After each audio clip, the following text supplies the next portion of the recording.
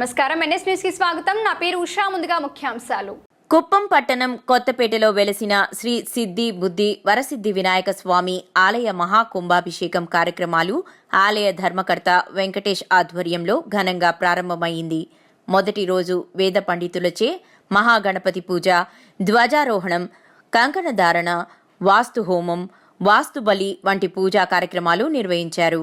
మహాకుంభాభిషేకం 3 రోజుల పాటు అత్యంత వైభవంగా సాంప్రదాయ పద్ధతిలో వేద పండితుల ఆధ్వర్యంలో జరగనున్నట్లు ఆలయ నిర్వాహకులు తెలిపారు.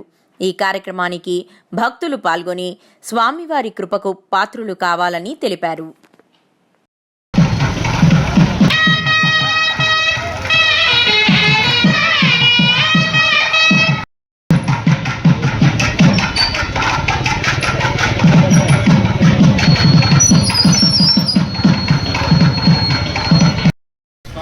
ప్రసన్న సిద్ధిరస్తు. కుప్పం కొత్తపేట శ్రీ వరసిద్ధి వినాయక స్వామి దేవస్థానం శంకుస్థాపన 1983 సంవత్సరం నాడు జరిగినది. మరలా మహాకుంభాభిషేకం 1985 సంవత్సరం నాడు మొదటి కుంభాభిషేకం జరిగినది. మరలా 2007 సంవత్సరంలో రెండవ మహాకుంభాభిషేకం జరిగినది. మరలా 2024 సంవత్సరము మూడవ మహాకుంభాభిషేకం జరుగుతున్నది. ఈ 3 రోజులు మహాకుంభాభిషేకం జరుగును. మరలా దేవస్థానం యొక్క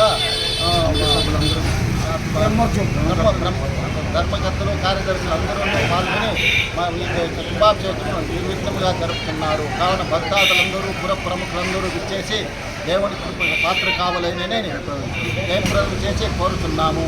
దేవుని యొక్క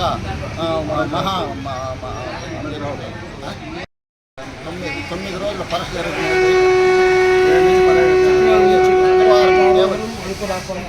శుక్రవారం నాడు దేవుని యొక్క వినాయక చవితి నాడు ప్రారంభమయ్యి మరలా 9 రోజులు బ్రహ్మోత్సవాలు జరుగును.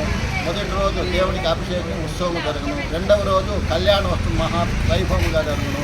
మూడవ రోజు రథోత్సవం జరుగును. మరలా శుక్రవారం నాడు అన్నదానము, పుష్పల్లకి, దానవేడుకలు అతి వైభవంగా జరుగును. కావున భక్తాదులందరూ ధనధాన్యం సౌకర్యం ఇచ్చి దేవుని పాత్రలు కావాలని అందరినీ భక్తాదులందరినీ కోరుచున్నాము.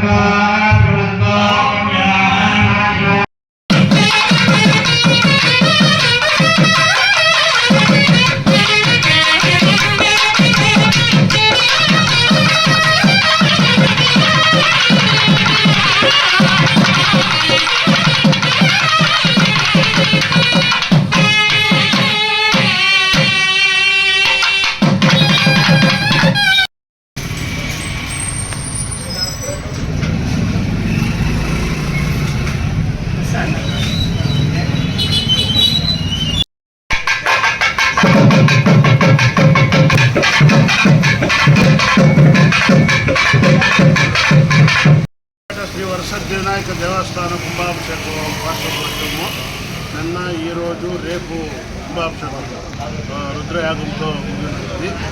ఇంకా మరుసటి రోజు మన 7వ తేదీ నుండి బ్రహ్మోత్సవాలు 15వ తేదీ వరకు నిర్వహించబడను. వినాయక చవితి రోజు నుండి మరుసటి రోజు కళ్యాణోత్సవము, మరుసటి రోజు రథోత్సవము, పుష్పల్లకి, బాణవేడిక, అన్నదానము అతి వైభవంగా జరుగును. కొత్తపేట భక్తుల అందరూ ఇచ్చేసి రేపు కుంభాభిషేకాన్ని అందరూ జయప్రదం చేయాలని కోరుకుంటున్నాము.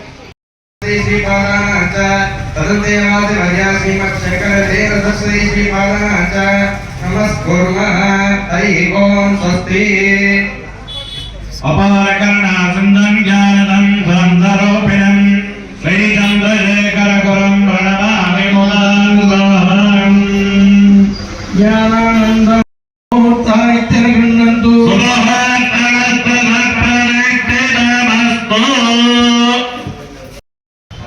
అధ్యాపన నుంచి వినో విద్యార్థుల నుంచి భారతీయ తీర్థులు విజయ ఆశీర్వాదాలను అదేవిధంగా కంచి జగద్గురు యొక్క అలంకరణ చేసి వారి కూరపురం కూడా చేసి